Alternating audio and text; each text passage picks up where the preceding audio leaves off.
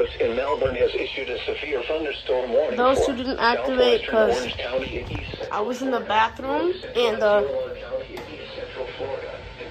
it kills their reception. At 2:51 p.m. Eastern Daylight Time, Or whatever. a severe thunderstorm was located over SeaWorld, or over SeaWorld. moving east at 35 miles per hour.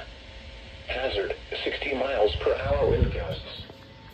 Source, radar. That thing barely looks like anything big though. Expects damage to roofs. Let's go on K-Mobile. and trees.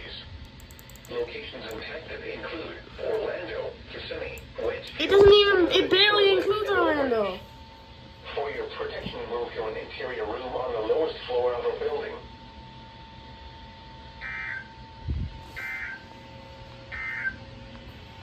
Serving Orlando and vicinity. This is NOAA weather service. Turn that off. One's already on. No, never mind. Yeah, it is producing 60-mile winds.